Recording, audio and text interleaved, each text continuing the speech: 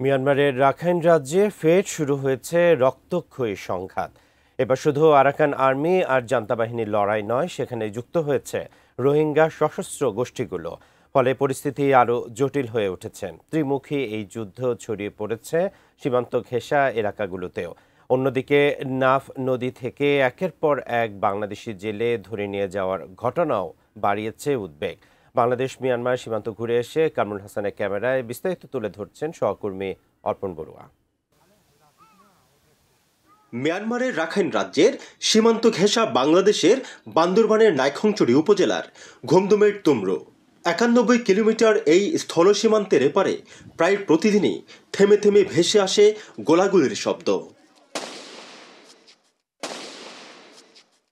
গত বছরের ডিসেম্বরে প্রায় ৮ মাসের যুদ্ধ শেষে মিয়ানমারের জান্তা বাহিনী ও বর্ডার গার্ড পুলিশকে পরাস্ত করে সীমান্ত এলাকার দখল নেয় বিদ্রোহী গোষ্ঠী আরাকান আর্মি। এখন আরাকান আর্মিকে হটিয়ে সেখানে নিজেদের কর্তৃত্ব প্রতিষ্ঠায় যুদ্ধে লিপ্ত হয়েছে আরসা আর ইউসু সহ রোহিঙ্গাদের সশস্ত্র সংগঠনগুলো। ফলে প্রতিদিন গোলাগুলির শব্দে আতঙ্কিত টেকনাফ ও উখিয়ার বাসিন্দারা। তীব্র গোলাগুলির শব্দ এখানে বেশি বেড়ায়। এরকম যদি অবস্থা যদি আসে তাহলে তো আমাদের জনগণের একটা নিরাপদ থাকবে না।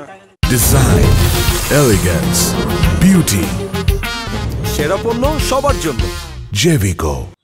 পরিসংখ্যান বলছে গত ৮ বছরে মিয়ানমারে ত্রিমুখী এই সংঘর্ষের জেরে এবং সীমান্তে জান্তা বাহিনীর পুঁতে রাখা মাইন বিস্ফোরণে আহত হয়েছেন অন্তত ৫৭ জন বাংলাদেশি। তাদের মধ্যে পা হারিয়েছেন ৪৪ জন, মৃত্যু হয়েছে ৫ জনের। এরই মাঝে ডিসেম্বর থেকে এই পর্যন্ত নাফ নদী ও সমুদ্র থেকে ২২৮ জন জেলেকে ধরে নিয়ে যায় আরাকান আর্মি। বিজিবি সহ অন্যান্য যে বাহিনীগুলো রয়েছে তাদের আরও তৎপর হওয়া দরকার, যাতে আমাদের দেশের নাগরিকরা নিরাপদে যে মাছ আহরণ বা মৎস্য আহরণ সেটি যাতে তারা করতে পারে। বিজিবি বলছে ভুল করে সীমান্ত অতিক্রম করায় অপহরণের শিকার হন জেলেরা।